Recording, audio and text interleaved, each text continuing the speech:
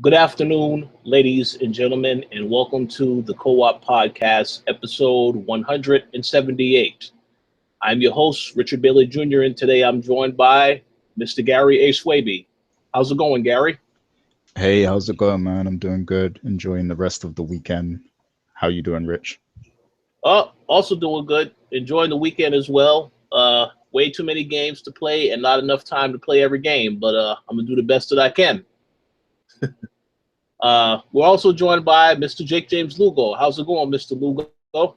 I'm doing all right. I fought a hurricane. I 1v1 smashed against Mother Nature, but I'm doing all right. I'm ready to roll and talk some games today. Hey, this is good to hear. And since you brought that up, I would like to, extend my condolences to everybody that did go through this hurricane. I understand there were some people that lost power, so I hope that they are able to get all of these issues resolved. But yeah, hopefully the worst of it is over with now, so everybody can move forward and do what they're doing. Yeah, and shouts to all my people in Jamaica and Haiti, because I know it went through there first. Yeah, they got it rough. Florida and stuff. So yeah, shouts to all my people over there.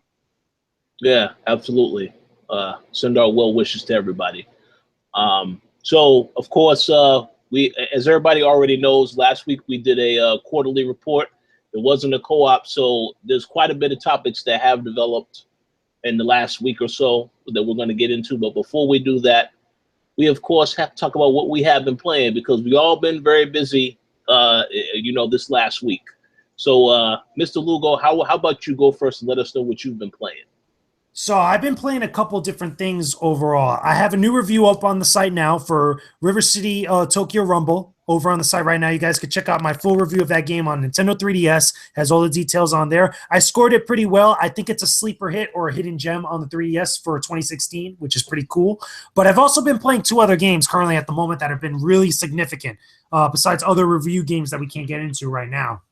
Number one, I played Call of Duty Modern Warfare Remastered early before it came out for people that pre-ordered Infinite Warfare. Got a chance to play through the single-player campaign, completely finished it. I tried to complete it on Veteran at one point, but you remember how ridiculously annoying that game could be on Veteran, so I had to bring it down to Hardened at some point, but I still completed the campaign.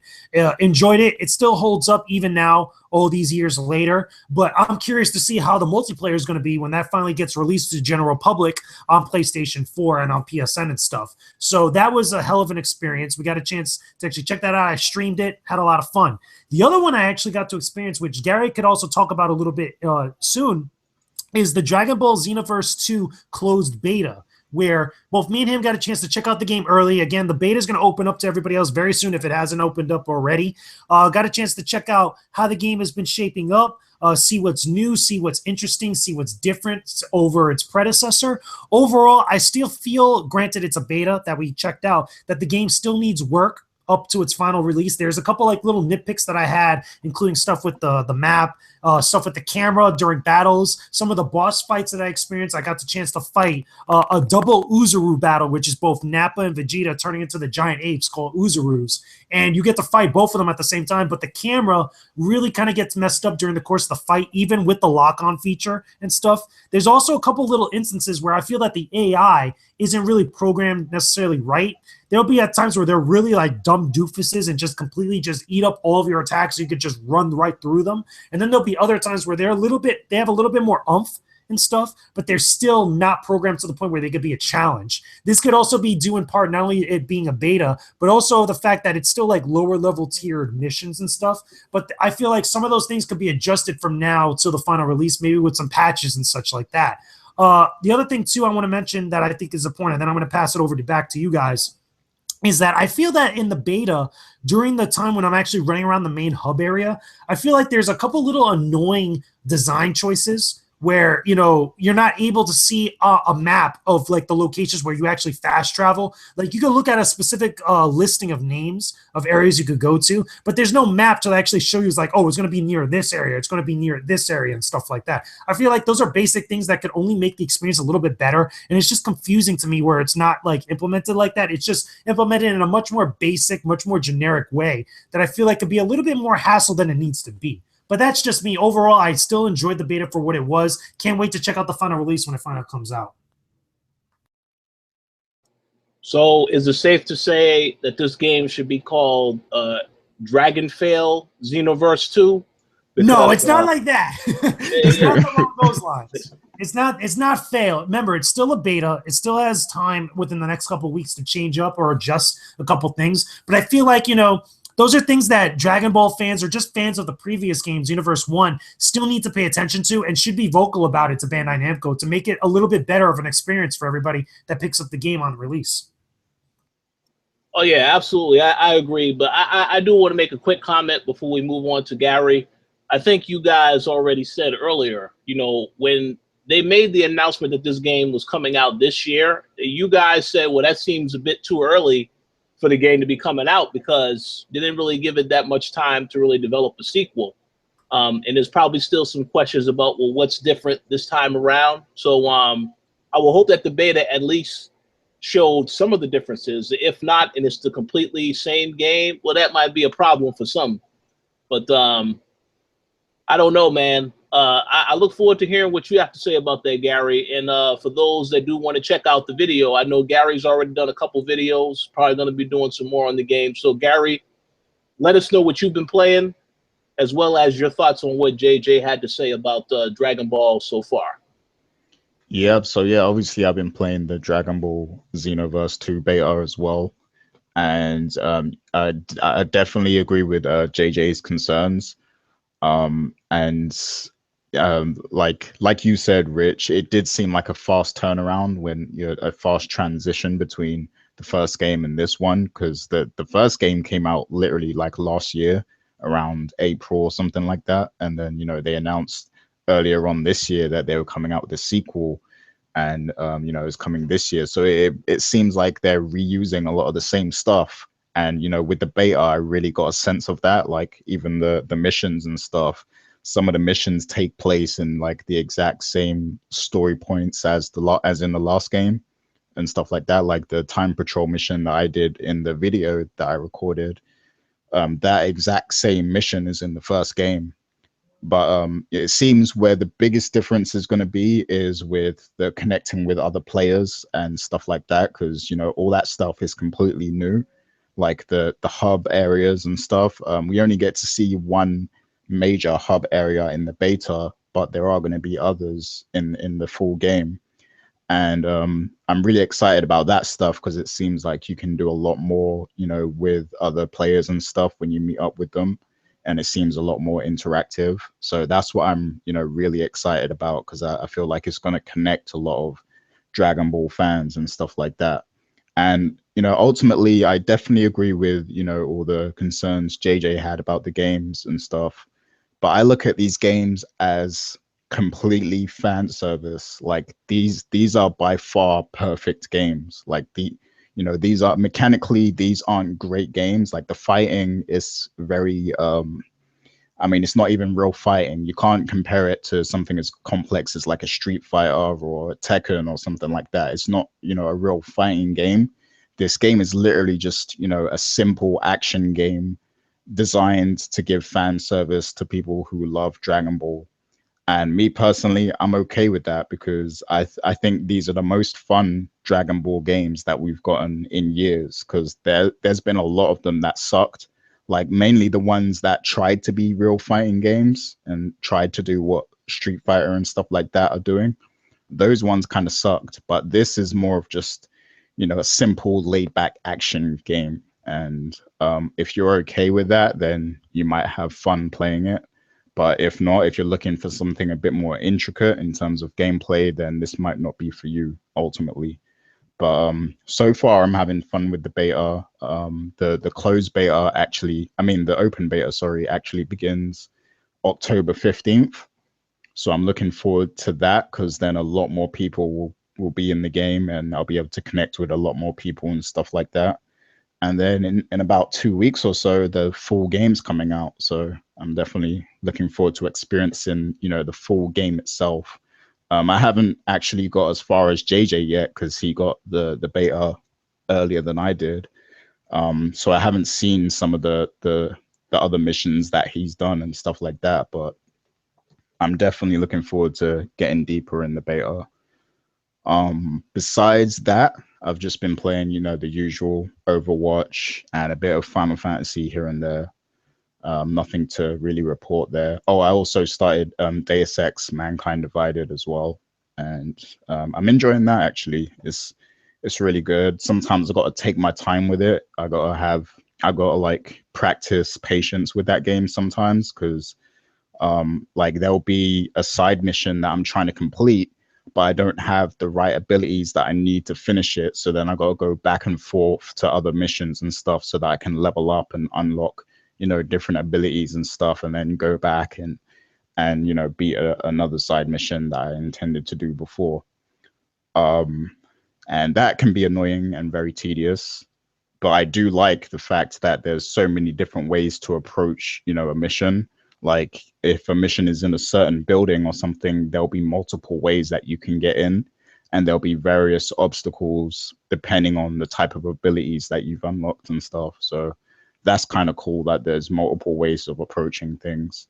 Story-wise, I haven't really got too far into the story. I did the main mission, the first main mission and stuff, and I haven't really followed the main story. I've just been doing a lot of side stuff and exploring and stuff, which is fun.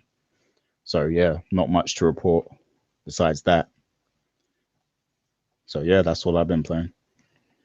That sounds good. I'm gonna make a quick comment before I talk about my games. I think that we can all agree, Gary, that when we have our discussion for Game of the Year, you're probably either going to say Overwatch or Final Fantasy 15. Hell no. Yeah. Oh, but you know, Final Fantasy 15 may end up being the most disappointing game of 2016. You know, we'll have to see whether or not that pans out. He's gonna rage if that happens. I know Gary. He's gonna flip a table if that happens. Yeah, I really will. I'll flip this desk right here.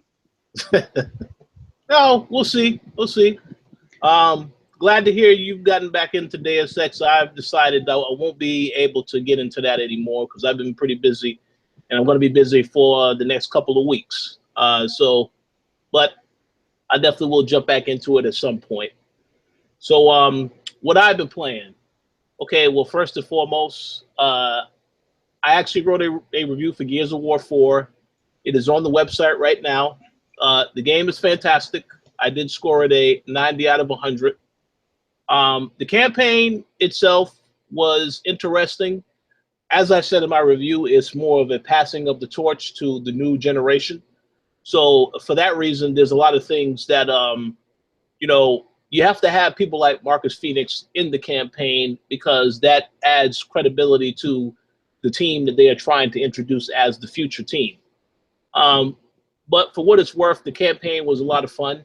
There's a lot of questions that I still have about certain things, how there was a lot of stuff that wasn't explained. I'm actually going to be releasing an article on that soon. I'm trying to be respectful of those who did not get the Ultimate Edition, because obviously, if you didn't purchase the Ultimate Edition for $100, and you are planning to get the regular edition, which is coming out on Tuesday, then you don't want a lot spoiled for you, but chances are you're still going to have a lot spoiled for you because there are videos all over YouTube right now. But for what it's worth, the campaign is still solid. The multiplayer is absolutely ridiculous. You know, the Horde mode is just as fun as it's ever been, but also ridiculously challenging because, you know, of course you have the standard Horde mode, but when you get to, you know, every wave of 10, it becomes a boss wave. So you have a boss that you have to fight as well as the creatures or robots for that matter. And that is when it gets to be a little ridiculous. You know, I got a chance to play with the Koalition, you know, last week. And, you know, we got to wave 20, and that was when everybody just had to tap out because by the time we got to wave 20, it's so much chaos that just happens. You know, it's, you know, and they switch up the different types of bosses that you have because a couple of times when we died during the wave session, then the boss changed and it became one boss was a Brumac. You know, if you know Gears, you're familiar with that creature, how huge that creature is. And then they have a lot of the creatures that appear in the campaign that are new to this year's game. So it's a very interesting experience, very, very intense.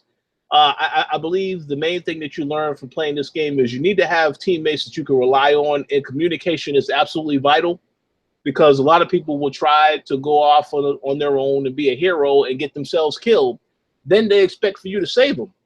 And, you know, you can go out there and try to save them, but then you can also get killed. So it's very intense, but it's also very fun.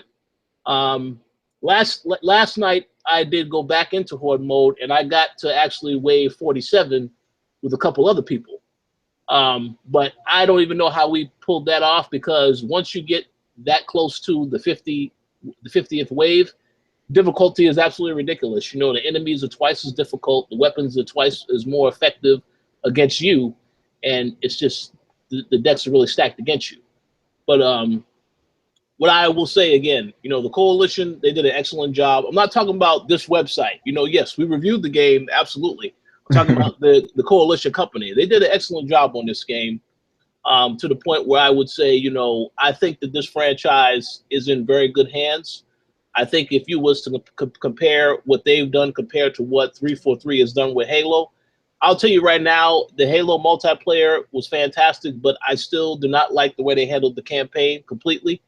And if I had to compare both of these, I would say I'm a lot more confident in what the Koalition is doing now than what 343 is doing with Halo, because the game is fantastic. So definitely check it out this week if you didn't get the Ultimate Edition.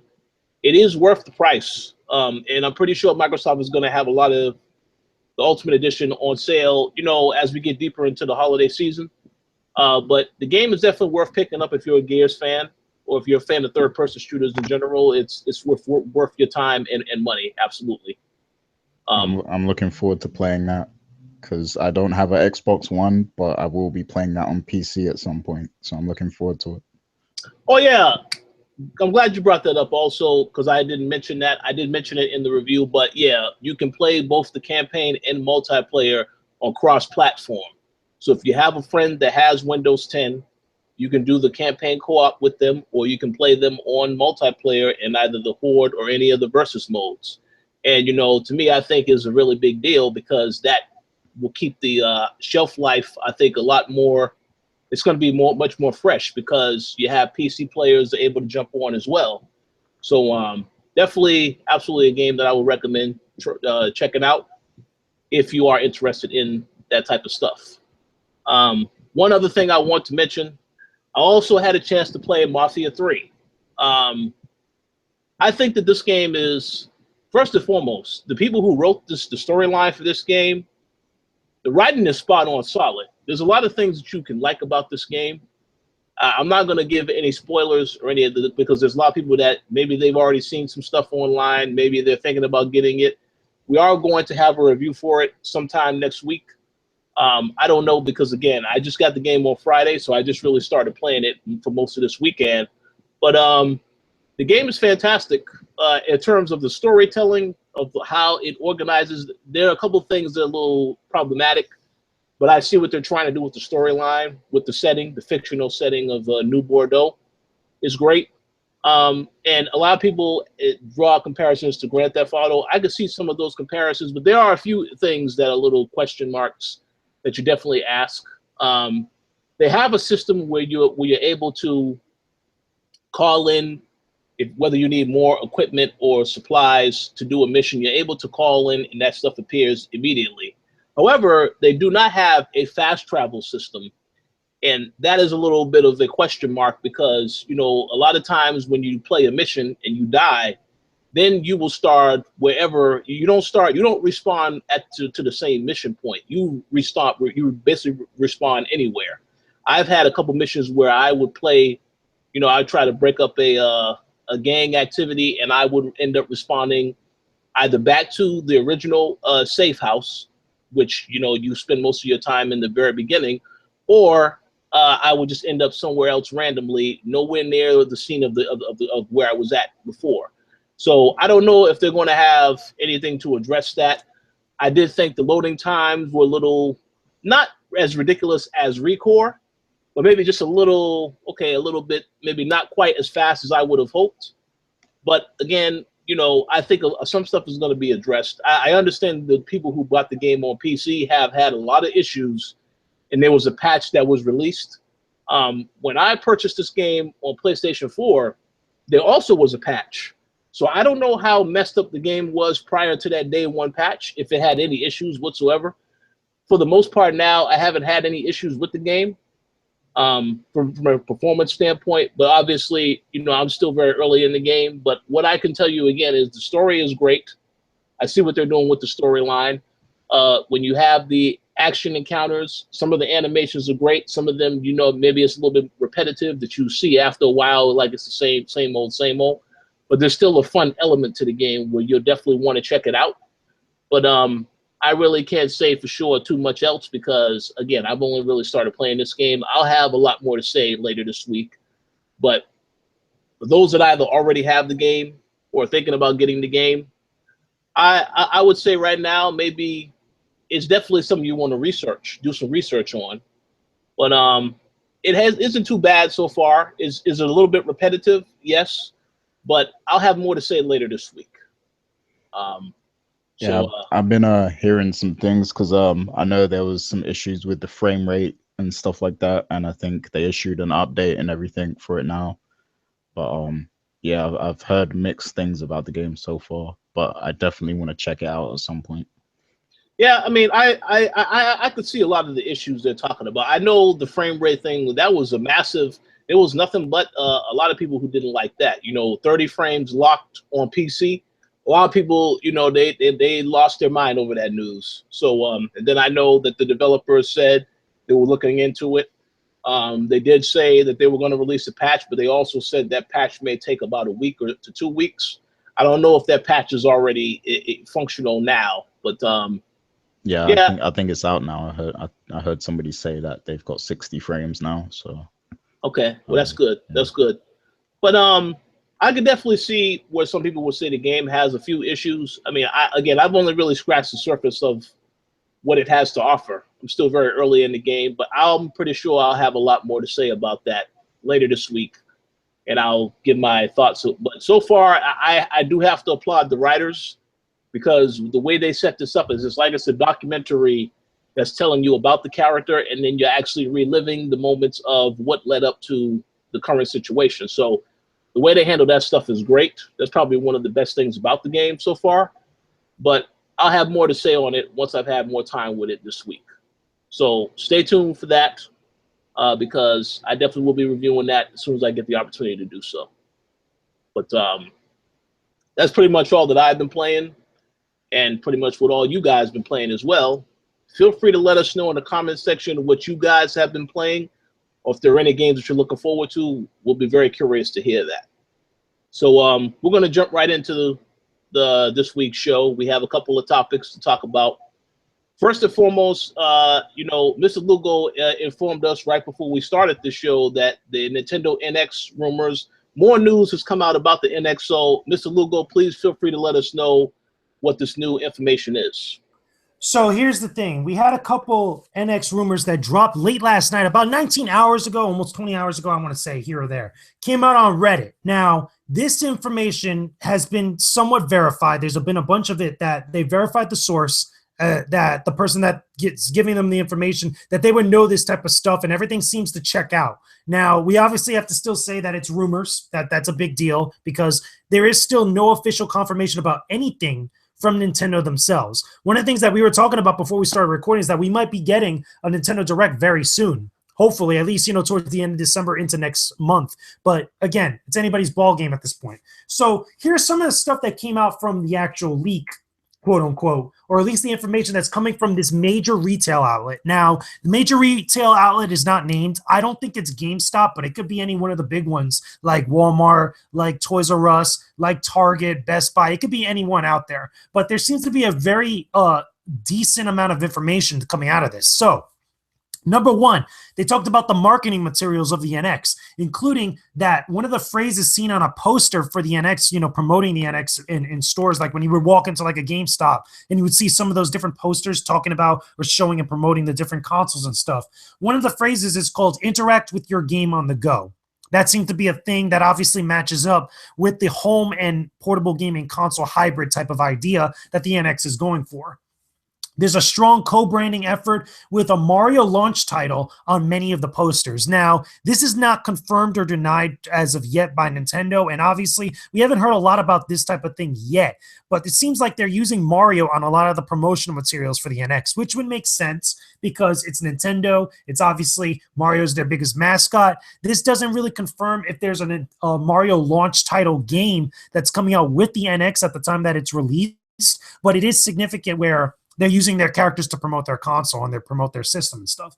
Now, currently, according to them, according to the source, there's currently set to launch at least 4 titles, 4 games along the launch of the Nintendo NX. Now, we know a couple of these. We know Legend of Zelda Breath of the Wild is one. That's a big one because they've said that that's going to come out around the springtime alongside the NX. We know that there's going to be a Sonic the Hedgehog game, that's Sonic Project 2017.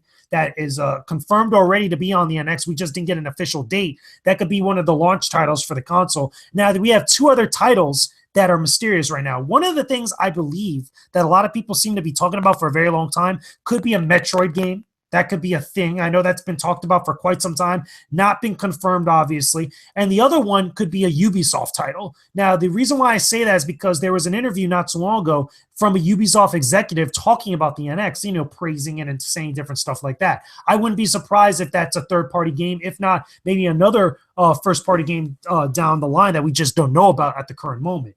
Besides that, the base price point for the console itself and the release time for the demo units that are going to appear in stores, like, the demo units that you would go into if you walk into a GameStop and actually get your hands on with, they're saying February is the time frame where we're going to start seeing those units pop up in stores, which is very soon, which is very scary considering that Nintendo hasn't talked about the console as of yet. But the base price point for the Nintendo NX is supposed to be $299.99, roughly around $300. Makes sense, sounds legit, sounds like a good, sweet spot for the price point, but that's just for the console themselves. Now, they get into some other information here, including about a bundle that might be available for the NX that it would include a launch game with it. That price point is supposed to be $399. Now, that's a $100 price point boost up. I don't think that if that's the case and if that's legit, there's got to be other stuff besides the console itself and besides the game that it's launching with, okay, to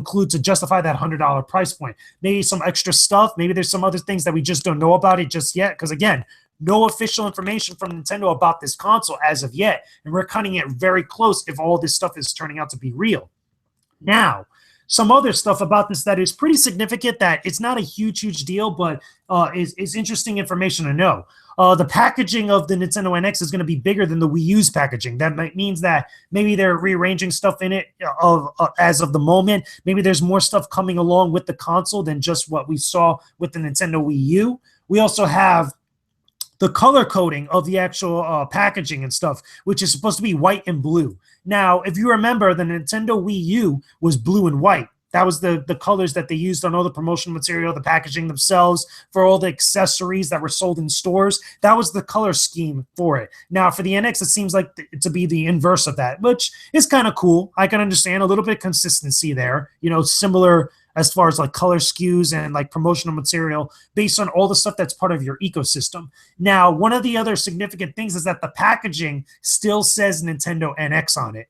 There is no changing to the name of it as of yet. This could be just because of that particular packaging right now. I'm not so certain now at the moment that Nintendo's still going to be calling this console the NX. It could stand for something. Maybe we'll understand it more when Nintendo opens up about it, when they have a Nintendo Direct and they explain what that might mean. But currently, according to them, that's the only stuff that's appearing on the actual package. All the stuff of the actual console itself, like what it looks like and stuff, has been blurred out or has been blocked by certain different stuff. They're obviously not showing what that is at the current moment. It's kind of strange, though, coming from a big retail outlet, because you would think all that stuff would already be finalized at this point. Again, we're only a couple months out from the projected quote-unquote release of the Nintendo NX. Besides that, okay, Again, mention the name and stuff like that. The games will be cartridges. That has been said again. It seems to be a consistent thing from all the different leaks that have been coming out about the NX. So cartridges is going to be a thing that's going to be happening.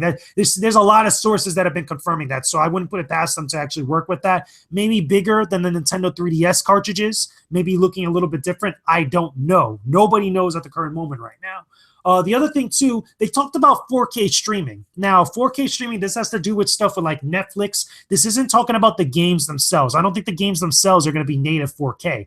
The other significant thing is that in the, I guess you could say the handheld version of that NX, or the handheld mode, quote-unquote, of the NX, the games are going to be displayed on the screen at 900p. Now, that's almost as good as the Xbox One currently right now. But in the console version, the home console version, it's going to be 1080p, 60 frames per second.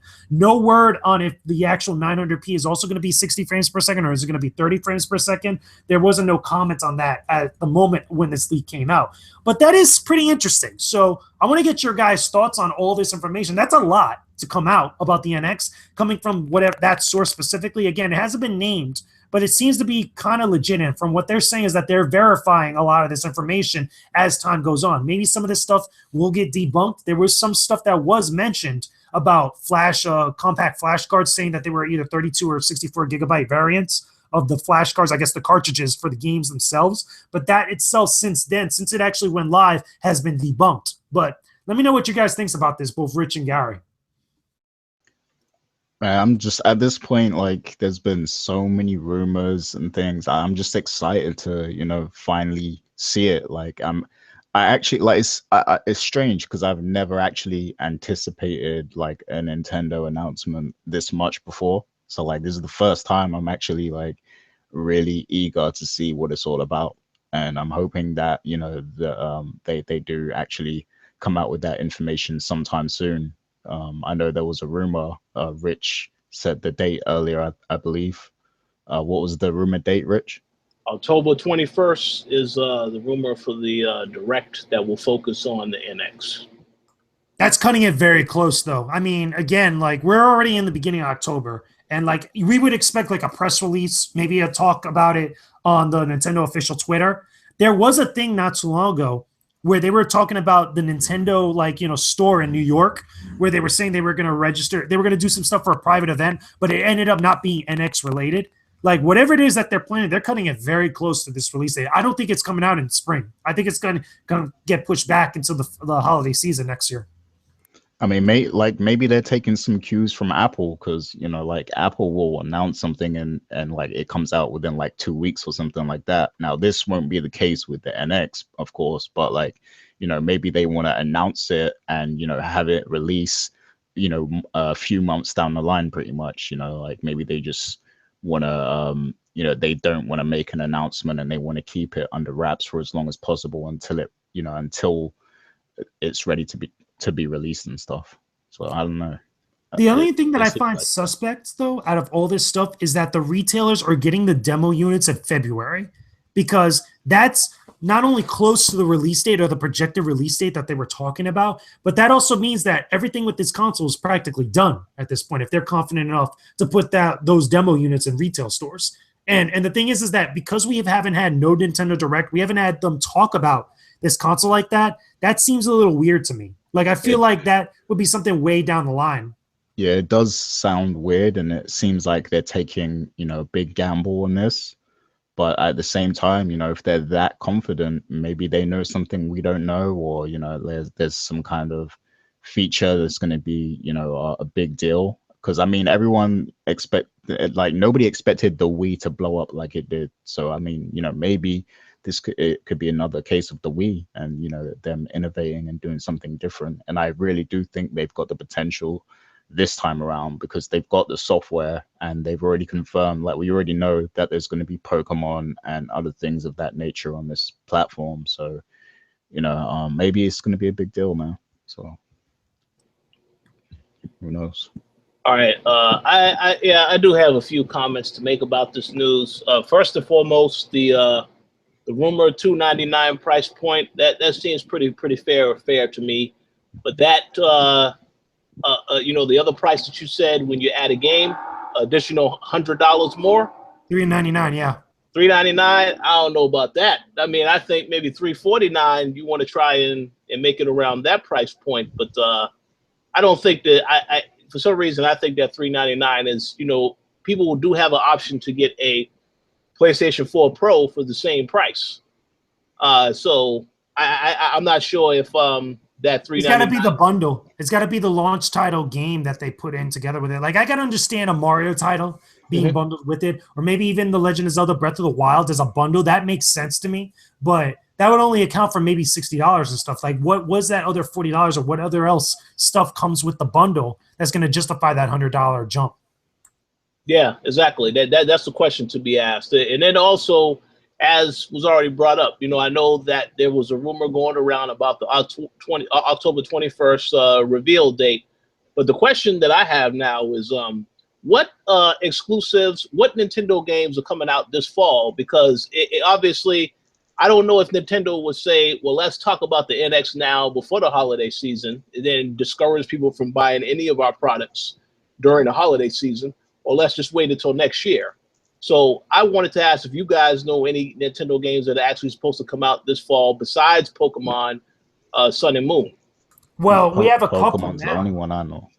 We have a couple now that are coming out. Like, we have Paper Mario Color Splash, which is like right around the corner. That's right there. We obviously have Pokemon, which is another big one. And as far as like other big Nintendo first parties, I think we have a Mario Party game that's coming out at one point. That's like later on this fall. And I think that's about it, if I'm not mistaken, because we already got Yokai Watch that just came out not too long ago. But again, most of that stuff is 3DS stuff. And like, again, we can already tell, like, you know, Wii U is kind of like on the way out at this point. And again, I feel like, you know, I'm with you on that one, and that's why I believe the October 21st date for the Direct and stuff. I'm just surprised we haven't heard anything about it up at this point. Like, it's cutting it very, very close. If it's not October 21st, then they got to do it sometime in November or sometime, again, because I feel like if they're pushing it to December like that, it kind of defeats the purpose, you know, because you got the holidays right there. And then maybe that could also be an indication of maybe the NX getting pushed out even further. I don't think it's going to make that spring release date, even with the demo units that they're saying going out on February. I don't think it's going to reach that. I think you're going to hear about it get delayed, and then you're going to start hearing about more NX release date titles for that game. Well, here's another question. Is Zelda for sure confirmed for March, or has they just said 2017? That's the funny thing. That's the last thing that they said. And remember that big press release we got during E3 or right before E3? And they talked about it a little bit, but ever since then, it's been very vague interviews and very vague statements and various different articles and stuff where it's coming out for both Wii U and Nintendo NX, but they always said the spring, spring 2017, which was, put together during that press release was March 2017 was when they said for the NX. Okay, so yeah, we'll have to see about that. I do also agree that it possibly will not be coming out in spring. And I think if that's the case, they may also release that game at a later time so that it launches with the system. But I could be wrong. But I will say that I know Gary says he's excited now for the NX. I don't see any excitement yet, not until I know what the hell this device is and what the games are that are coming out on it. Whether or not it's something that I would actually want to look into.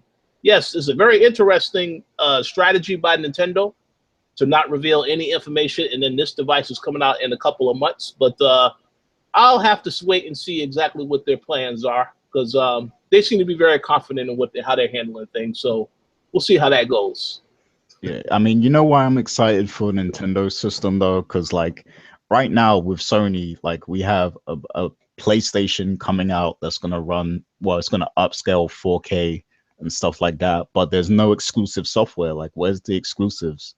Like, there's no exclusives to look forward to, really. Wait, hold on. Let me stop you there, Gary. Greatness awaits. You have to remember that slogan because it is accurate. You know, all of the games you want to play, they aren't out now, but they're coming. So you got to be patient. You have to be patient. How long do we have to wait, though? It's been like, what, 4 years or something? No?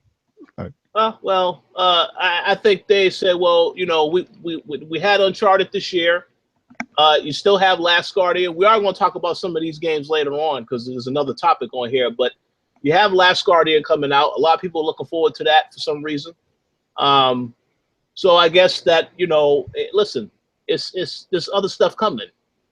So you just have to, be confident. The same way you're confident that the Nintendo NX is going to be fire. This is an interesting device. You have to remain faithful in these people. They rely on you to be faithful in them. You know what I think it is, though? I think it's the mystique of it all. Because Nintendo has said, in an official capacity, I should say, like not counting the little blurbs and the little quotes here and there in articles, Nintendo has said nothing about this console, and we're really curious about it. And like, we really want to know what this thing is because we feel it's a very big deal, which it is to an extent. It's a very big deal as far as it being their next console post Satoru Iwata. But the fact that they haven't said anything and that we're talking about it, we're kind of scrambling at all these little rumors that are starting to pop up, in various different places about it. We're humans are very curious human beings. We always want to be nosy about every little thing and stuff like that. And the fact that, Nintendo hasn't said anything and they got people talking about it, I think is, pretty admirable in of itself. What I feel like is the bigger, unanswered questions and stuff, besides what the console is and what it's going to bring to the table and all that stuff, how does all this stuff relate to the other things that they've done as of late? Because remember, they just announced Super Mario Run on iOS. And at an Apple event, which I feel was very, according to a lot of people, very significant, very big deal. How is all that stuff going to come into play? Because I feel like there's going to be something that comes out of that relates to the NX somehow. There's going to be something that connects the two because it's going to bridge the gap between all the ecosystems, or at least in the ecosystems, all the different platforms that they have between the Wii, the Wii U, the 3DS, and the NX and stuff like that. I feel like there's going to be something that comes out of there that has some sort of Apple involvement or any other thing that's like inspired by it that causes the landscape to change for them. Because this could be a very big deal for them. This could be a big turning point for them, for better or for worse. But the problem is, though, we just don't know anything about it. And I feel like Nintendo knows that, and they've just been very hush-hush for a long time about it. Well, let me say this. I believe Gary was about to say something, but let me just make a quick statement. Now, I do have respect for Nintendo because my first console was the original Nintendo NES. Maybe I'm telling my age by saying that, but I don't really care about that. I enjoyed that system. That was what got me into gaming. So I have respect for Nintendo, but I have to see something to make me feel like I need to invest into their products. Because I look at the software lineup, it's not really all that impressive, and I am a grown man now. I'm not a little kid, so I don't really care about the games that have too much of a kiddie type of feel to them. But again, we'll have to see what happens because they could prove me wrong on many occasions. But I do give them respect. I just am not going to get too excited yet until I see exactly what it is that they have to announce because this generation has been a little lackluster thus far, as far as the games are concerned, and a lot of other things. So we have to wait and see exactly what they bring to the table. But I can understand also people's anticipation to see it because you want to see Nintendo succeed. You don't want to see them go out of business. So we'll see what happens with that. But Gary, you was about to make a comment. Well, not really, but I mean, I will say that the deal with Apple and everything, I think that really just opens up another revenue stream for them. But I do hope that they leverage that relationship with Apple somehow. Like I'm hoping that they'll leverage that and maybe they'll get help from Apple with some regards to their design choices and stuff like that. Like maybe that will help them out. And in terms of Nintendo needing to offer us something more with what you said, Rich, I definitely agree with that. And I feel like what they really need to focus on is their networking. They need to make sure all these different devices communicate well with each other. Like the 3DS, even if they phase it out a few years from now or whatever, it needs to be able to connect or communicate with the NX, like everything needs to be integrated. Like even the Super Mario Run game that's coming out on Apple, it needs to some way connect to this new Nintendo network or whatever it's going to be. Like everything needs to just be connected so that, if I use my 3DS and I buy games on there or I put some money on my account, it will all transfer to the NX, and I'll have the same amount of credits. I'll have the same access to all the games and, all that stuff. I just hope that it's like that, that everything uses the same online networking. That's all I'm asking. because it was so complicated and convoluted before. So, yeah. You know, I think you know, I would like to hope that they know that there are some people that have a lot of complaints about some of this stuff. So I would like to hope that they plan to address all of this with the next console. But you know, we have to see whether or not they were listening to the fans. But I believe they'll address some things. But again, in addressing some of the other issues, there may be new issues that arise. So we have to see how all of this is handled. But I guess we'll know sooner rather than later. If that direct date ends up becoming correct, that'll be very interesting because that'd be very interesting strategy to say the least. But you guys have any other final thoughts you want to share on this particular topic before we move on to the next one? No, I'm good on that. All right. Okay. So, you know, since you already brought up Sony, we might as well just continue with Sony, talking about games. Now, first and foremost, there was some news earlier this past week that Gravity Rush 2 is delayed. Delayed until January, I believe it's January 20th, 2017. Was originally supposed to come out in December, but there was never really a date, a specific December date, for what I understand. But you asked the question now, so is it looking bad for Sony this fall in terms of software? Now, I would like to answer this question, but I'm going to also get you guys' opinion. So I'll say this. First and foremost, you know, when I looked at the statement that they said, they made a mention of it needing to be the right time. There's quite a bit of games coming out this fall that will be in, you know, would make it a little bit difficult for this game to pull a lot of sales. You have Final Fantasy coming out in November now because that was delayed. You have, I mean, of course, you have all the big releases that people care about, not necessarily related to this game, but, you know, Persona is also out in Japan. So, I mean, there's a lot of games that are coming out this fall. It may make it a little hard for people to really take attention and notice this game and also have the money to purchase this game. But that depends. Now, on the other side of that, does this mean that they're going to have a slim, you know, software lineup this holiday season? Well, absolutely, because The Last Guardian, you know, that's the only game that I know of now that is coming out in December. Obviously, a lot of people will gravitate towards Final Fantasy, and they will purchase that on a PlayStation 4 console instead of an Xbox One, so they'll do well with that. You have Call of Duty, which also is multi-platform, but they have the deal with Activision, so that will also do well on Sony as well. But outside of that, you're talking about just the exclusives by themselves. Not really much else to offer. You know, you have, of course, PlayStation VR, which we are going to talk about later, but really that's pretty much all they have to offer. Now, Sony will not look at it that way, you know, like they made the statement last year about having a sparse lineup. They won't really admit that this year because they did have a couple of games that came out. You had Ratchet and Clank, you had Uncharted 4, both fantastic games. And then you have Last Guardian coming out, plus they launched this hardware. You know, you have both the PlayStation VR and the PlayStation 4 Pro coming out. So they're not really going to say they have a sparse lineup because they feel like they offer a lot of things to people this holiday season in terms of hardware and software. But I would say that for the most part, yeah, I don't really think, I really think all of their games that are being pushed to 2017, those are the games people are waiting on. I know I'm waiting on God of War. I'm waiting on Spider-Man. I'm even waiting on Days Gone, even though I know some of you guys don't like zombie games quite as much. But I think next year should be an interesting year. But that's when I said earlier in this show, greatness awaits. That slogan is 100% accurate because, yes, we're still waiting for some of these other games to come. Yes, we had Uncharted this year. It was great.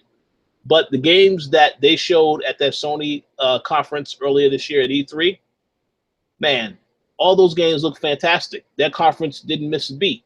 And it's unfortunate that we still have to wait for a lot of those games to come out. But they will be worth the wait, but you have to acknowledge, yeah, you're going to be waiting. That's the bottom line.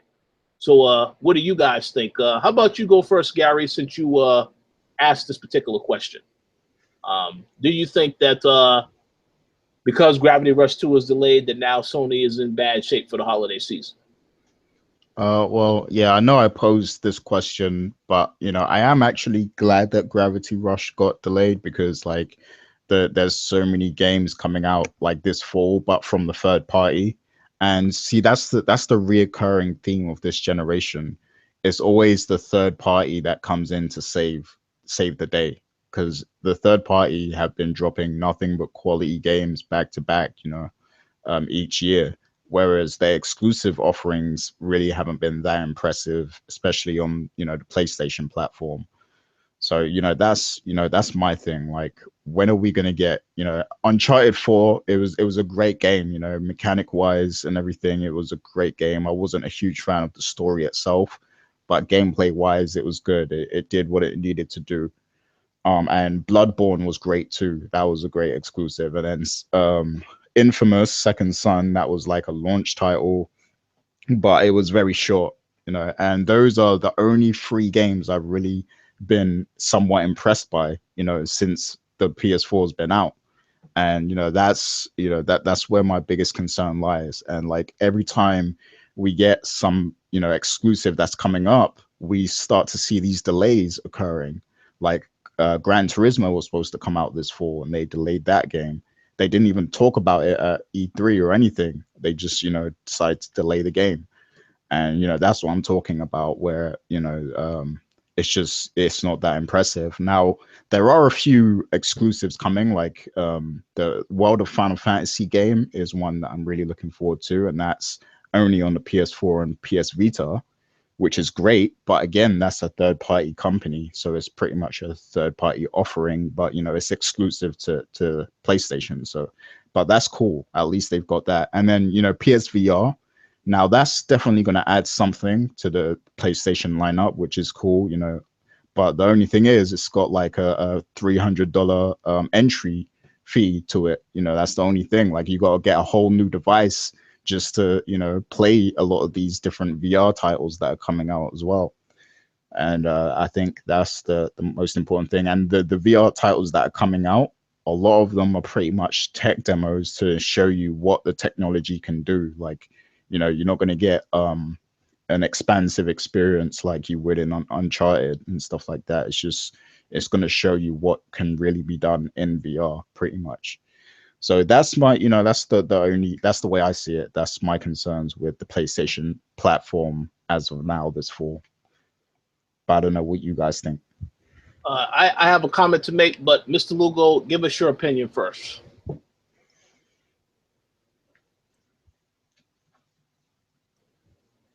We can't hear you.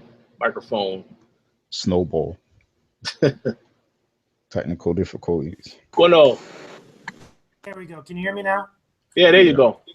Okay, there we go. I have no idea why that happened. But anyway, like I was saying before, is that there's a lot of games that are coming out. There's still plenty to play. There's still a lot of different stuff, whether you're getting PlayStation VR, when you're not getting PlayStation VR, you're just playing just a variety of different games that are coming out. A lot of the bigger titles obviously are getting delayed, and I think it's for this better. It's smarter.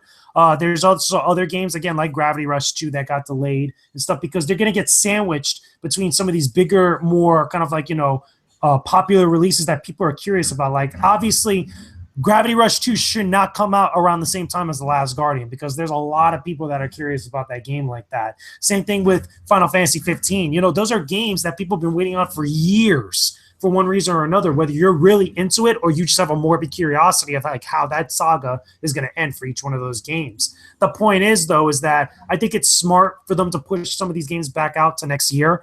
Same thing, obviously, with Persona, coming out here in the States. It's already out now in Japan, which is one thing or another, but that was like expected because they have to do localization and stuff.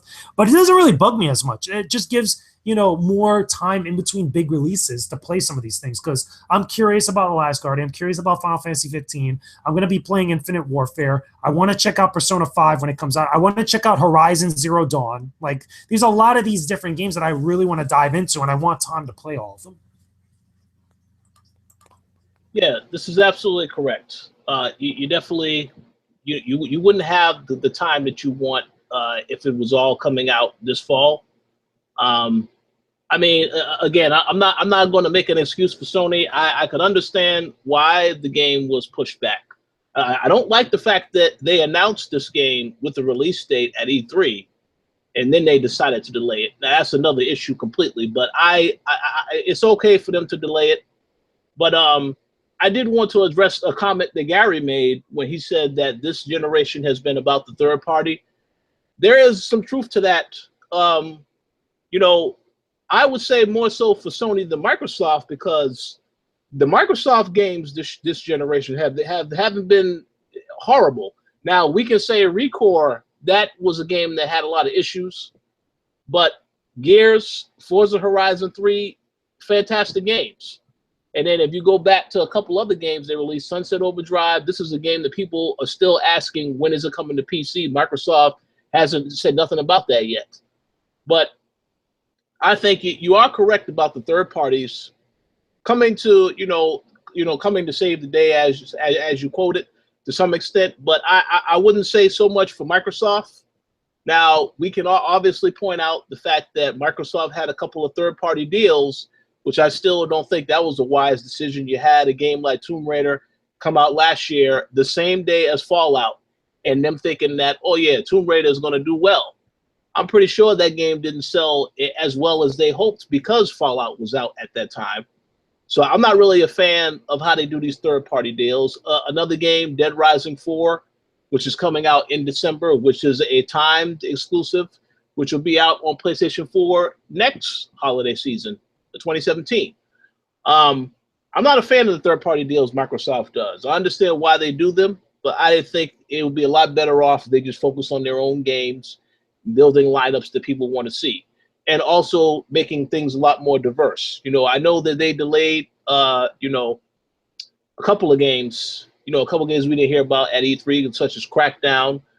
We still haven't heard nothing about Inside, and we still haven't heard nothing about Scalebound, because most of that stuff I'm assuming is coming out next year. So everybody does delay games. That's pretty much expected. But in terms of third-party support, yeah, the third parties have definitely had a strong presence this generation for the most part. But I do think that it's some of that may start to turn. Sony has a couple of games coming out next year that a lot of people are looking forward to. Obviously, it's all about waiting for the games. So we'll have to see how that goes. But Microsoft, I think Microsoft has done a good job so far this generation, trying to support, their device a little bit more with the first party stuff.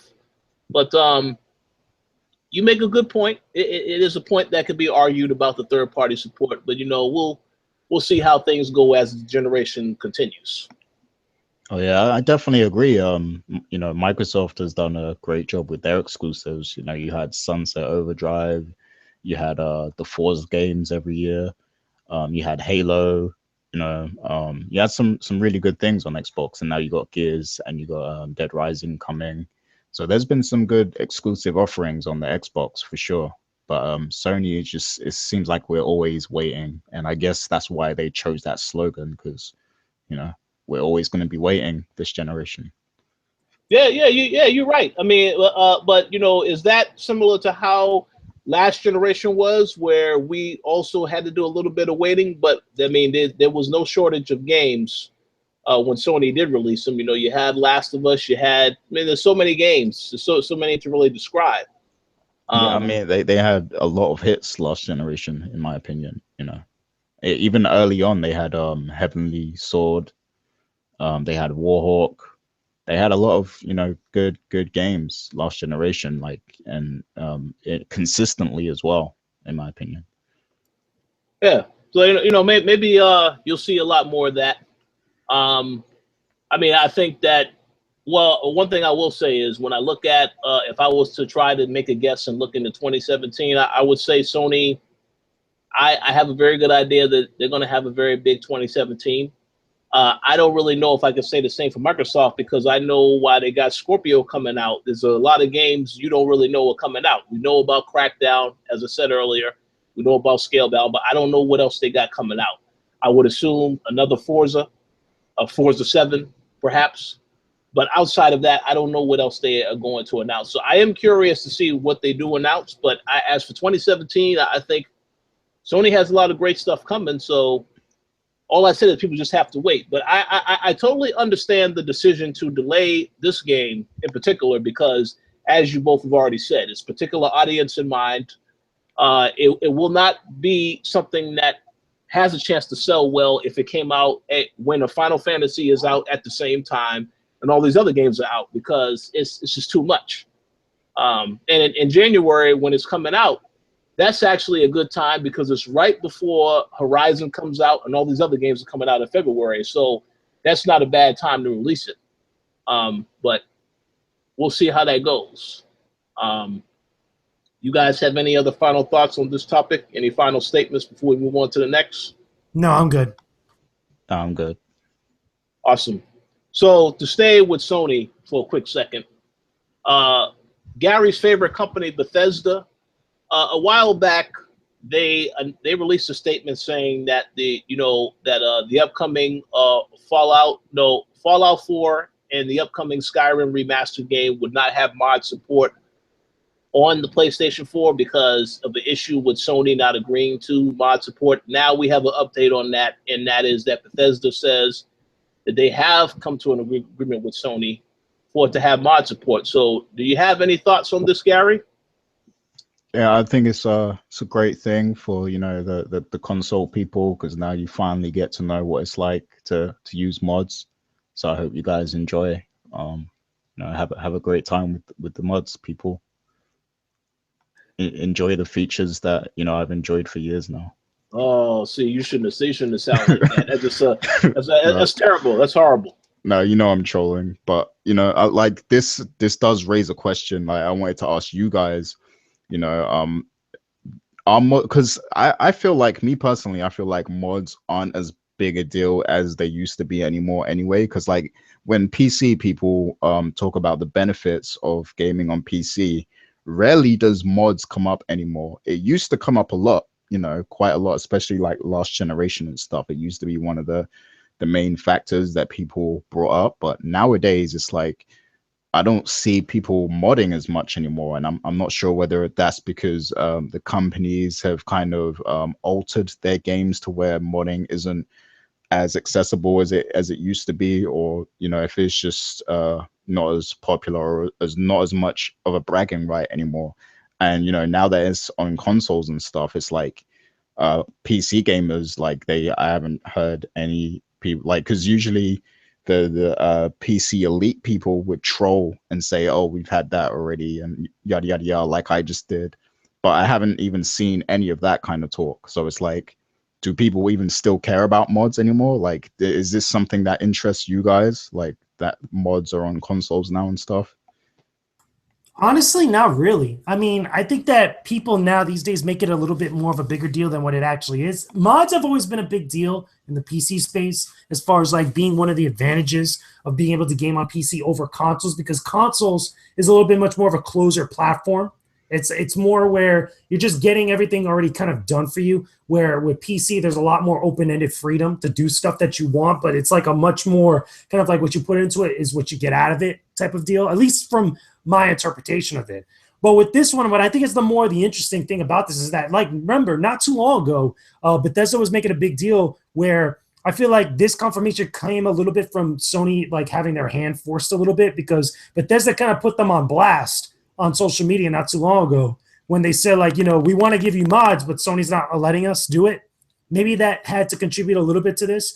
But let's be real for a second. I think that one of the key notes for mods being on a PlayStation 4 now for these games is that you're not going to be able to kind of like do everything of what you could do on a PC platform. There's still going to be limitations compared to the having mods on PC, because, you know, for obvious reasons, obviously legal reasons. I think it's more the bigger deal here, but it's still kind of cool that you have access to extra stuff on there that's like user created content, because when something cool is made, you know, it does get passed around by everybody, and it's always good to have access to that type of content.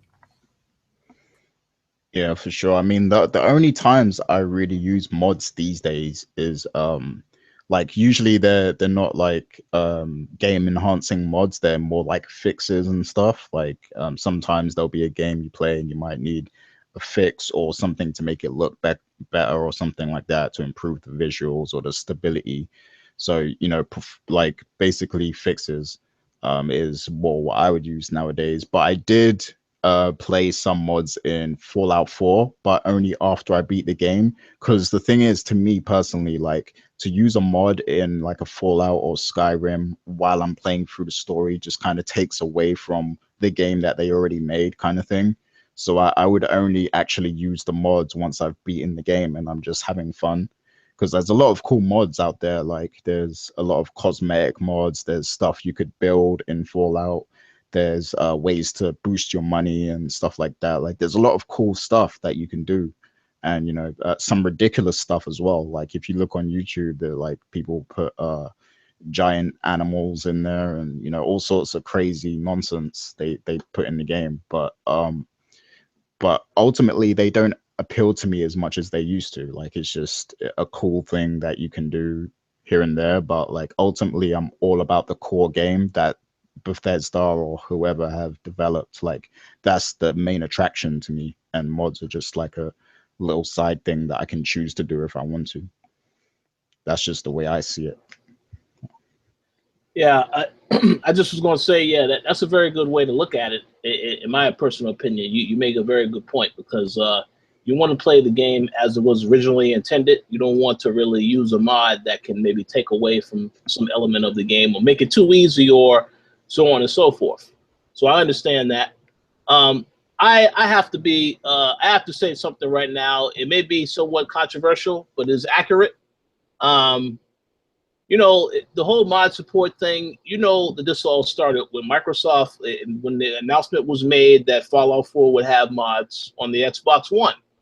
So I feel as though, because one of the things I know is when that announcement was made, a lot of people was asking, well, what about Sony? What about Sony? And then that made Sony come out and say, yeah, okay. So Sony did finally agree to this partnership, because they know that this is a situation where if there's a fan that sees one console brand has something, they want it on their console as well. You can say the same thing about the fact that when Microsoft announced their Elite controller, I heard a lot of people say, well, where is the PlayStation 4 Elite controller?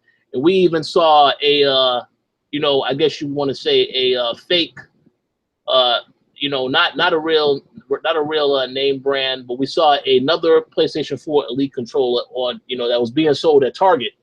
Not in any way connected to Sony. This is something that a company made to try to take advantage of that. But what I'm saying is that we live in a time where the fanboy behavior is at an all-time high. You have people that they see, well, my console has this, so, you know, they think that they feel great because their console has it. But then you have the other people who have another console, like, well, we want the same thing on our console.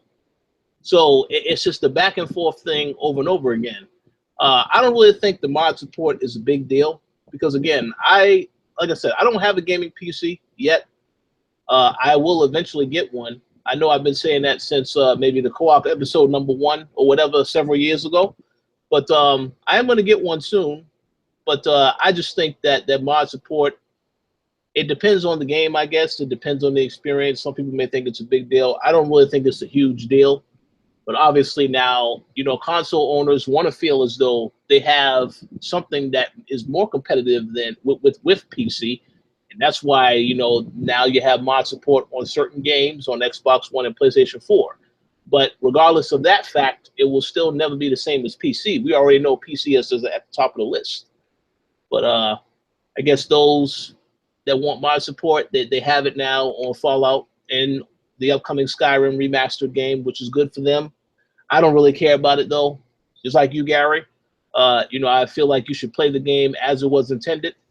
I don't really need anything additional, you know, unless, of course, you know, I'm playing a game and I'm getting my ass whooped by the AI or whatever. I may think, well, I can find something easier. But even then, I wouldn't. No, I'm not going to do that. Didn't have that. Wasn't able to do that with Bloodborne. So why would I do that with this?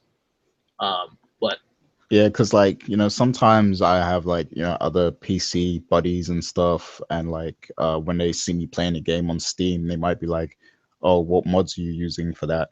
And I'm like, huh? Like, should I be using mods? Like, I just want to enjoy the game for what it is. Like, you know, like I just feel like sometimes mods can take away from the game that the company actually developed and provided for you to play. I think they should just be a secondary option. Like, you know, you can have fun with some mods after you beat the game, like, you know, but like I think you should learn to appreciate the game for what it is already at the same time. I agree with that, and I'll also add that you could have fun and you can play the game later, but you know, when you live in a time like this, where especially this particular time of the year where there are so many games coming out, you may not have the time to go back to replay a game that you've enjoyed unless that's at a much later time. So again, it really is. I guess it depends on the preference. Some people I know are very happy that mod support is coming to this game on PlayStation 4. I don't know why they're so happy about it, but hey, it is what it is. So, any other final thoughts on this topic before we move on to the next? No, that's it. I'm interested to see what the people say though. So leave your comments on that, people. Yeah, we definitely want to hear thoughts on that. We also want to hear thoughts on the NX and whether or not you guys think that Sony is in bad shape because Gravity Rush 2 is all that's really coming out this year in terms of exclusives, although that's not accurate because Gary just said World of Final Fantasy is another game. So we have two other topics to address. First and foremost, I know that Phil Spencer had an interview recently. This took place earlier this week, in which he talked about the Xbox Scorpio, alluded to the fact that, you know, he told people not to worry about the price.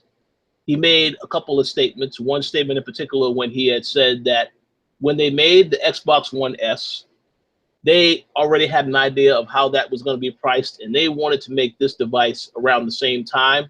So they have a framework for how they're putting this stuff together, and they pretty much know that it is going to feel like it's a premium product, not so much a premium console, but it is going to be, you know, telling people not to really get too worried about the price. So I know a lot of people have been saying that this console is going to be a ridiculous amount of money. It's going to be, you know, $800, $900, $600, $700.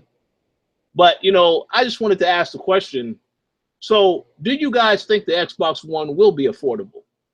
And Gary, I wanted you to answer this question first because you were one of the people that specifically said there's no way in hell it's going to be affordable. So what do you think now that Phil Spencer has said this statement, or do you think he's only saying this to try to, you know, tell people to calm down, but then when it drops next year, it's going to be a ridiculous amount of money? Well, I mean, if Phil Spencer's coming out and saying that, I mean, he must know something we don't. Like, maybe Microsoft are really prepared to eat the cost and, you know, sell this console at a loss to compete. You know, maybe they're really planning to do that because, I mean, Microsoft, they're a rich company. You know, they've got enterprise business, they got, you know, all sorts of different revenue streams, so they can afford to take a hit, I guess. But at the same time, it's just like, because all those teraflops they promised, this is going to be like a high-end system, like for real. It's going to be a next-gen platform essentially, to be honest with you. So like, it's either they're going to take a big hit and sell it at a loss, or we're going to be paying some money. Like, because how much is the PS4 Pro in America? I think it's about like what, $399, if I'm not mistaken. $399. I think it's $399, $499, because I know the Pro is more expensive than the previous models. Okay, so that's like $400. Like the NX would have to be like $600 or something. Like if they're gonna deliver what they promised, it would like it would cost. You mean the Scorpio? You mean the Scorpio? The Scorpio. It would cost, you know, around $600 ish. You know, kind of that sort of price mark. So I think they're gonna take a hit. I think they're prepared to, you know, sell it at a loss just to, because they know that if they announce that the Scorpio is $600 or more, people are going to have a heart attack. So I'm pretty sure they have a strategy in place on how they're going to do this. So, you know, I'll give Phil Spencer the benefit of the doubt. Maybe he really is for the people and maybe he will look after the people and make sure that we're not going to be paying an arm and a leg for the Scorpio. But what do you think, JJ? To be totally honest with you, I'll believe it when I see it, because I still think it's going to be mad expensive console. I mean, they're touting it off to be like a beast of a machine. Like that comes with obviously a cost, and you're not going to be paying cheap for a console that is going to do like at least what they're saying or touting out that it's going to do. So I'll believe it when I see it. We'll see what happens when we finally get more details about Scorpio next year, and I'm betting you we hear more about it coming E3 time. Okay, cool. Are you with us, Rich? Is everything good? Yeah. Sorry about that. Pretty much. I mean, you do have to take a wait and see approach on this. I don't know too much information about PC specs. I don't really know. All I know is that if I don't have a gaming PC, obviously, I don't really have a ton of money to get one at the moment. I have to save up to get one. Now, I'm pretty sure there are a lot of PC rigs I can go and spend a little bit less, but it's still going to cost a good amount of money to get a good rig. So I'm not really sure about as far as the pricing of this device. I personally don't think it's going to be something. It has to be somewhat reasonable, because I know Chris has made the comment many times before that if they're using chips now, those chips will probably be a little less expensive next year, but they're still going to be expensive regardless of that. I think that is a very good statement. But I really don't know what to expect with the price. One thing I will say is that Microsoft seems to be very confident in a lot of things, and not just the fact that they have this device coming out next year. They've also been confident about their lineup this year, which is, to put it lightly, a lot less of a lineup than they had last year. Last year we had the greatest games lineup in history. You had Tomb Raider, you had Halo. I mean, you had a whole bunch of games. This year, only game I know of, we had Recore, we had Gears, which was their biggest release this year, and Forza Horizon 3, another fantastic game. You have Dead Rising coming out in December. That's a timed exclusive. Same way Tomb Raider was a timed exclusive last holiday season. So, but they seem to be still very confident. They were very confident of that, and we're going to find out, when we start hearing about software sales in the next couple of months, whether or not those games sell. I'm pretty sure Gears is going to sell extremely well. Will Forza sell well, though? I have no idea, because the last game didn't sell well. I would like to hope it sells well, but we'll see. But I will say this, that they are confident. So for that reason, they have at least made me interested to know why they are so confident in the Scorpio. They keep saying that it is going to feel like it's a premium price, and therefore it is worth the price. I don't know about that yet. I have to see it to believe it, just like JJ, but I will say they have made me confident because they are confident. They made me somewhat curious as to see how this is all going to turn out. But we'll definitely hear more about it at E3. I haven't heard anything about any reasoning as to why you would need a Scorpio, if there's going to be some type of VR capability in a title that comes with it, because they haven't talked anything about that yet. That's why I said next holiday season, I have no idea what's coming out. I would assume Forza 7 will be on Scorpio. Outside of that, I have no idea what else they could release. Aren't we doing new Halo next year? Well, I think they actually decided that that's probably going to be 2018. Don't quote me on that. Don't quote me on that. But they may take a little bit longer for the next game, because what they may do next year, because we are getting Halo Wars 2. That got delayed. That's coming out in February. So what they may do is take a little bit more time to make sure Halo 6 is on point, make sure that it launches on PC as well. But then again, I don't know what their strategy is with any of that, because they did say the games coming out this fall are going to be on PC. They didn't necessarily say that every game is going to be on PC, because they retracted a couple of statements with that after they announced this other stuff. So we'll have to see what they have planned next year. People have been demanding Halo 5 be on PC. I think you can guarantee that, because they've already have the Forge or whatever. Yeah, that's it. Forge is already out. So I think that's a foregone conclusion that you're probably going to get that maybe next fall. You never know. But we just have to wait and see. But I'm very curious to see whether or not it's going to be affordable.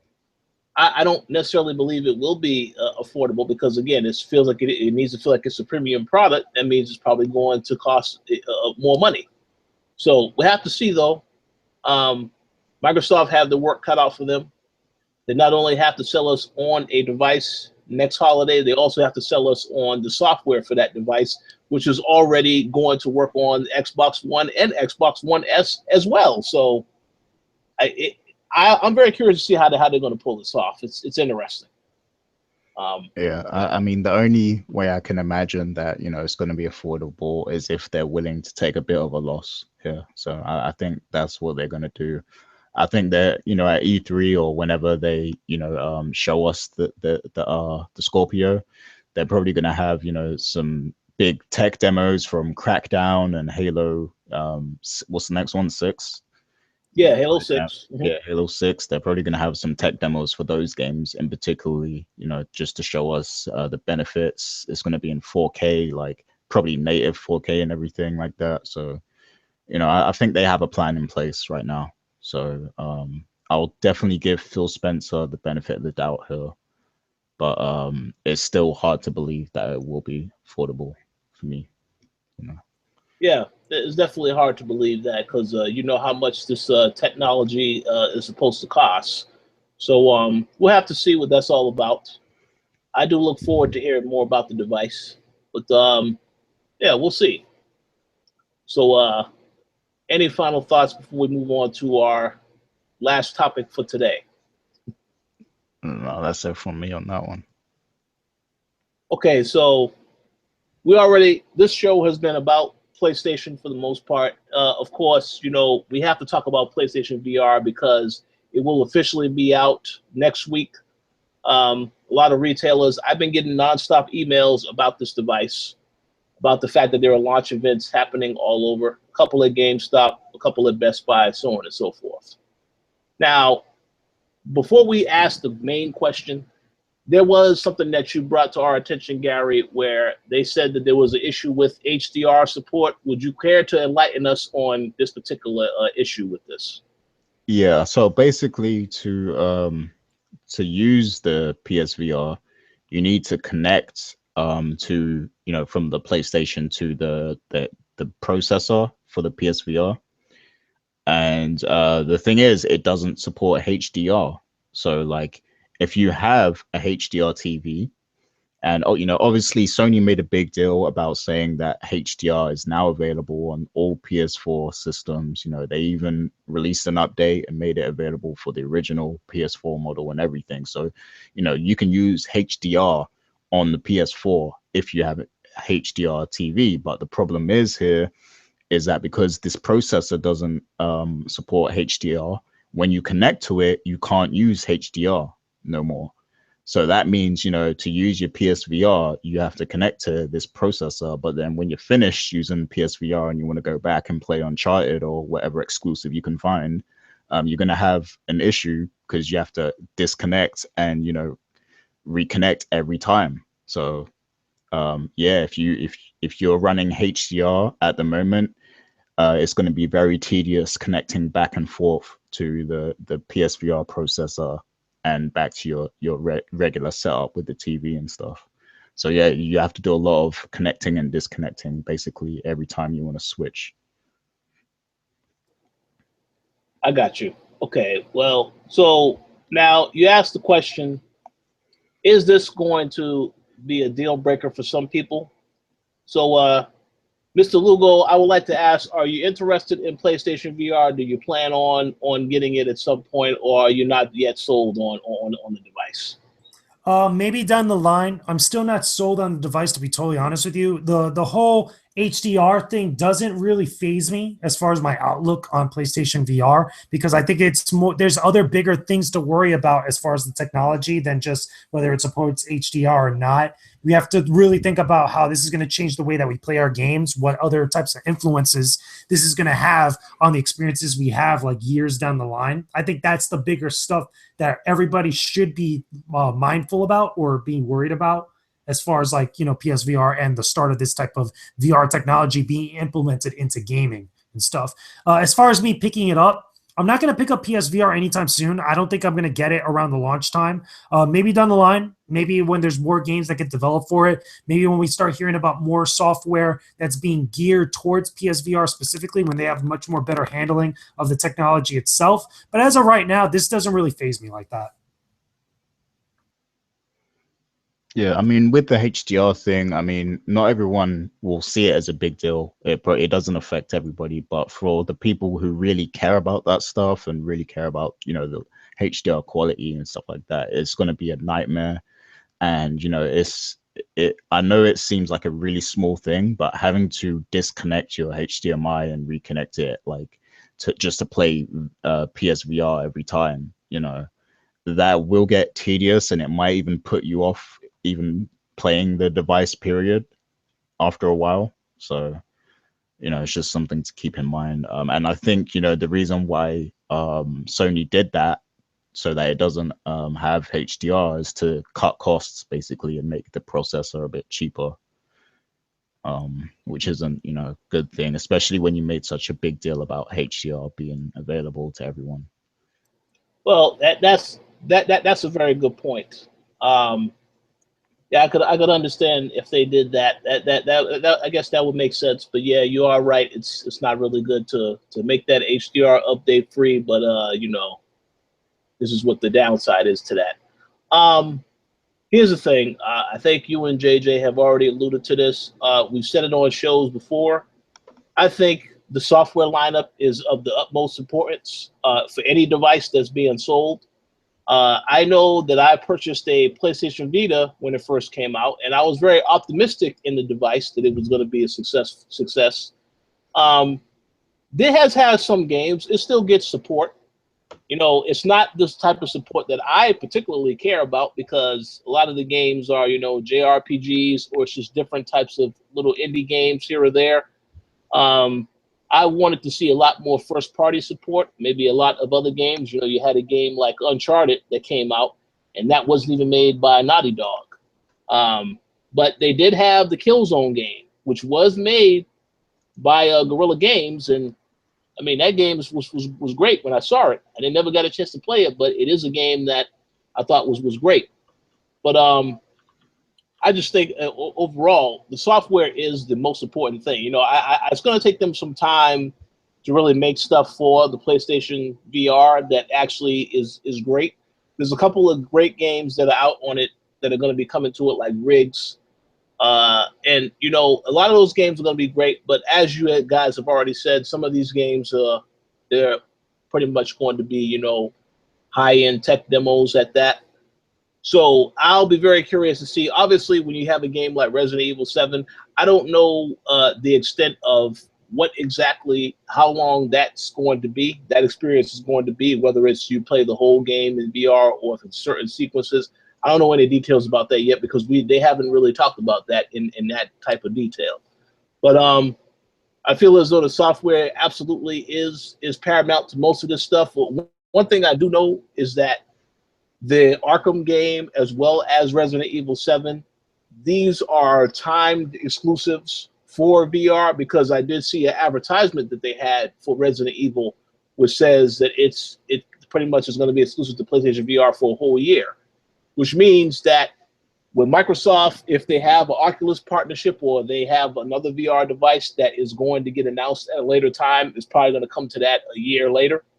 But we'll have to see about that. But there was a question I did want to ask you guys to get to the real heart of why the episode is this. You know, we use this particular question for the episode. Is that even though, you know, put aside the HDR thing, maybe that doesn't matter to most people. Do you believe that this device is going to be the hottest selling item this holiday season? Because the reason why I asked that is that, you know, I was looking at a lot of these emails I've gotten about people talking about coming to this event, you know, pick up a device. But when I go to say if I wanted to go online and try to purchase the device, I can't purchase the device anywhere. GameStop, Best Buy, no place is being sold right now.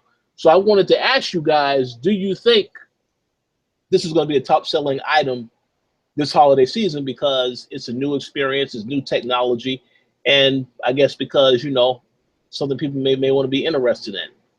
Yeah, I do think it will sell really well initially, because the thing is, like, whenever there's a hot new thing, everybody rushes to go get it. Like Pokemon Go, for example, leading up to the release of that, a lot of people were saying, "Oh, that looks trash. It doesn't look that great." Yada yada yada. But then when it comes out, it just explodes. And once everybody's talking about it, everybody's using it, everybody just gets on that bandwagon, and it just blows up. So I do see that kind of happening with this, whereas at the moment we don't really know what to expect, and with VR obviously it's difficult to understand the experience and everything unless you try it out yourself.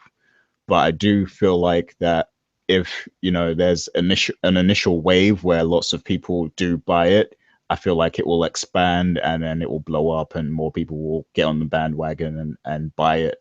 And it'll be hot for a minute kind of thing, like maybe for like a month it'll be the hot thing, and then I think it will die down. Because the reason I say that is because I don't feel like this is going to be the prime year for VR or the peak of VR.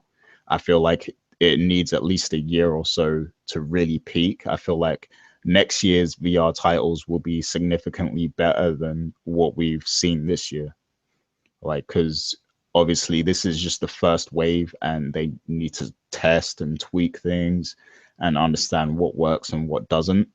So the games that come out next year for all these VR devices, I feel like will be significantly better than the whatever comes out this year. Yeah, very, very fair point. Absolutely. Any thoughts, Mr. Lugo? I'm with Gary on it. I think that, new technology is always appealing to a lot of people. I don't think everybody's going to jump on it, but there's going to be a significant amount of people that do jump on it. But it's going to be a good portion of those people are not going to understand that this technology is kind of in its infantile state, where you're not going to get the most pristine experiences, the most kind of like, meaty experiences where you're going to spend a whole lot of time with it, outside of being like maybe spending a couple hours with it at the most, or showing a friend that you have over as company to do so. And then beyond that, it's going to sit there and collect dust for a lot of people. I think that, like I've always said, and I'll say it again, gaming is really just the stomping ground and like the proving ground for VR as a viable technology for other applications. And I think that's when VR is going to shine later on. You'll probably hear about PlayStation VR, because I know we've heard and seen different talk about VR, PSVR being used to like stream events, concerts and stuff like that. Imagine, stuff going on at the PlayStation Theater in New York, and then being able to use your PSVR to view it like that. That's where VR is going to shine. And there's going to be other stuff alongside of that. You will get those gaming experiences where you'll get like that Batman Arkham VR type of like moment, or those rigs types of moments. But I don't think it's going to be that significant to the point where PlayStation VR is going to be a gangbusters type of technology that sells ridiculous this holiday season. I think it'll do well for what it is. But again, everybody should temper their expectations to an extent. Yeah, well said. And it's not really a knock against Sony. I know that whenever a new device launches, the software lineup is, it has a little bit of support. It doesn't have a ton of support quite yet. It really takes a while, like Gary already said, it takes a while for the developers to really figure out how to all that they could do with the hardware, and then make great software as a result. So absolutely, it's going to have its buzz. It already has a tremendous amount of buzz, but it's going to have a lot of people that do pick it up in the very beginning. Of course, we're going to see whether or not that is successful, and that wave continues. Because I know a lot of people who are investing in this, but I'm not going to jump on it yet. I have to see first where it's going with the technology.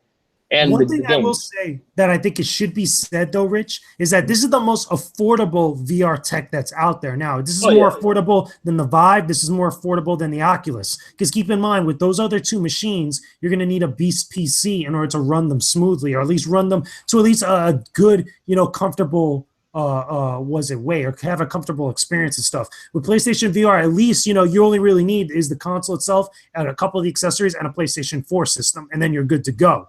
compared to like, the thousands of dollars you got to probably spend on a PC that's being able to run all this technology, smoothly like that. Yeah, yeah. I mean that price is the reason why people are going to be wanting to pick it up. It is a lot more affordable or reasonable. We'll have to see though. I mean, again, I played on the Oculus and I played on the Vive. Both of those devices in the games that they offered on the devices are fantastic. As far as PlayStation VR, I've tried the Call of Duty game. The Jackal ride, maybe a few other games, but I think it all comes down to the software. Yeah, it will be more affordable. More people will want to try it out because it doesn't cost like $800 to get a headset. But again, it's going to come down to the experiences that you have on that platform. And I think that Sony, now that they are firmly behind VR, you'll definitely see a lot more about this at the PlayStation Experience. They'll talk about it. They'll show a lot more footage, upcoming games, so on and so forth. So we'll have to see how that all works out in the end. Yeah, ultimately, I feel like it's got 1 month of hot sales in it for this year. That's it. Like, I think by the end of November, like it would have slowed down. I'm kind of in agreement with Gary here. I think it's not going to be a really big like blowout like that. It's only going to really be for those people that are like us, that are in the scene, those are people that are like really into like, following the news and stuff from like various websites and curious about VR as a technology. But for the common person, I mean, it's going to sound cool to them for like, for a time, but I don't think it's going to get like that same type of effect like what you got with the Wii with motion controls. You're not going to get that same type of effect like that at all, especially out the gate. I think maybe down the line it's going to be a slow burn. Yeah, I can see that. Well, Gary, you picked up a Move, and how long did that last? Since the Move device, the Move stuff does come with the headset. Like the bundles. 3 weeks or something, maybe. Oh well, that's. I don't know. No, I mean like the Move itself was great. Like the actual technology, it was good. It's just like the software wasn't there. Like there wasn't nothing spectacular to to play. Like the Wii had lots of fun stuff for the entire family, but the Move Stick didn't really have any breakout games kind of thing. So yeah, but it's cool that they've repurposed the Move to work with VR, I guess, because now there's another purpose for it, I guess. Yeah.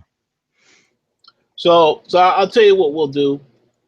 When we record the first co-op of 2017, since you have said on record you think it only has about a month of hot sales, we're going to revisit this in January of 2017, and we're going to see whether or not that was the case. Maybe sooner. It all depends. If the sales come out around then, like as far as the numbers. Well, I think my guess is that I don't know if this is going to be included in the hardware sales for NPD. My guess is it would be. So we should know something, because either then or Sony will make an announcement and say, yes, we've sold so and so. Now, sold and shipped are two different things, but I don't really know how that's going to pan out. But we are going to revisit this later to see whether or not it continues to be a top selling item. But yeah. That's a goal for in the future to look forward to. Yeah, I'm looking forward to that. Yeah, so any final thoughts before we wrap up? No, but shouts to Mark W, because he said the Move had Wonder Book, and I completely forgot about that. The Wonder Book was the shit. Yeah, I don't know about that. No, let's be real for a second. Wonder Book was not this shit. I'm playing. It was. Oh, that's interesting. Wonder Book. All right, I don't want to what it was. All right, well, we'll see. Well, that concludes this week's show. We thank you all for listening and watching live. If you are watching live, do you guys have any final shout outs you would like to give? How about you go first, Mr. Lugo? Just a big shout out to everybody in the chat. We appreciate all the comments you guys had in the live chat, everybody that came and watched. Shout outs to everybody leaving comments on all our articles, our reviews, on all our podcasts, our postings that we have on the Koalition website itself. Everybody sending us good vibes, all the people with the Patreon that have been pledging to our Patreon account. We really appreciate that. It's always cool to see so much support from everybody, allowing us to keep doing what we love to do here, provide you guys with some awesome content. Be on the lookout for some more awesome stuff down in the next coming weeks. We got some more reviews coming soon. We got some more discussions coming up. Probably me and Gary, more than likely at some point, we're probably going to have a discussion about Xenoverse 2 at some point, eventually as we get closer to the final release. Same thing with also a bunch of other games down the line that are coming. So get excited, guys. A lot of good stuff happening. Absolutely. How about you, Gary? Any final shout outs you'd like to give? Oh yeah, definitely looking forward to that Xenoverse discussion. But yeah, as always, I just want to shout out, the people who joined us in the chat, Mark W, the Trigger Man. Those were the guys I saw in there this week. Shouts to Wesley as well, because I was hitting him up on Twitter and stuff.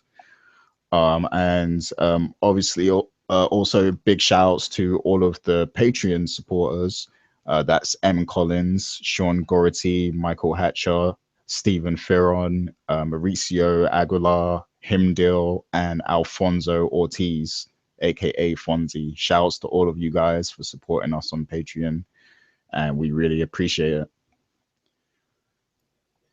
Absolutely. And I also would like to take the opportunity to thank all the Patreon supporters for their continued support, as well as those that are unable to donate. We definitely do appreciate the support.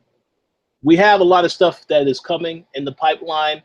A couple more things that are coming to Patreon subscribers as well. We've been very busy, of course, because this is the busy gaming season. But definitely want to stay tuned because we do have quite a bit of things coming. So again, we thank you all for your support, comments.